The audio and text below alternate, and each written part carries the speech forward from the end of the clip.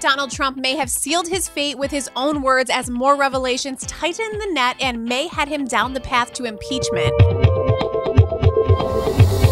Hey guys, it's Emily with part 2 of our special report on what could be the beginning of the end for the Donald. This latest Trump scandal began when Trump fired FBI Director James Comey, who was investigating the Trump campaign's ties to Russian spies, ties that may have swung the election for Republicans. Initially, Trump's surrogates claimed he fired Comey because Comey had come out publicly days before the election to announce a new investigation into Hillary Clinton's emails. FBI directors aren't supposed to comment on ongoing investigations, and they aren't supposed to make big announcements that could affect elections. Clinton has since said she thinks Comey's remarks right before voting cost her the election. But of course, Trump loved this as he and his campaign chanted their favorite slogan. But then, of course, Comey turned his investigative attention to Trump, and the Donald revealed that initial reasoning for firing Comey was a lie when he spoke to NBC's Lester Holt. When I decided to just do it, I said to myself, I said, you know, this Russia thing with Trump and Russia is a made-up story. It's an excuse. Yes, Trump appears to have admitted to obstruction of justice on live TV, though it is perfectly legal for Trump to fire Comey, and he knows it. He even dissed Comey personally. He's a showboat. He's a grandstander.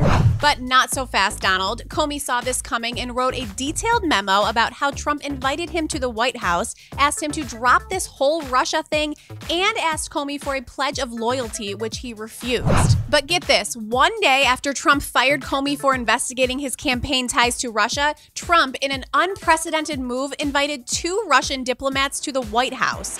Recall, Russia is not our friend. They tried to hack our election, and they are controlled by a dictator who is suspected of killing journalists for criticizing him. Trump barred the American media from this meeting, but allowed the Russian state-run media to attend. The Washington Post reports Trump was essentially bragging about his access to classified information to the Russians and told them about an ISIS plot to blow up airplanes with bombs inside laptops. The problem is the US got this intelligence from Israel, who has miraculously and bravely managed to get a mole inside ISIS. But now, according to ABC News, Trump's loose lips have put the life of this heroic spy in danger. So why is Trump so friendly to the Russians when he disses close US allies like Germany and Mexico?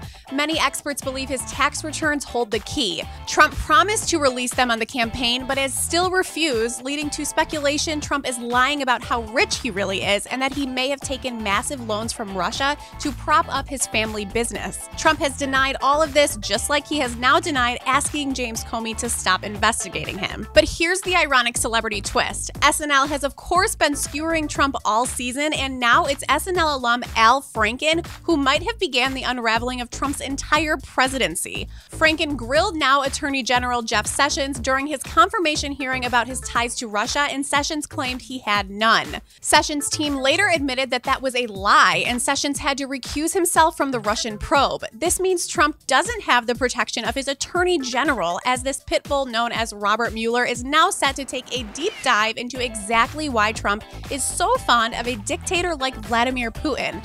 So yes, this could be the beginning of the end for President Donald Trump.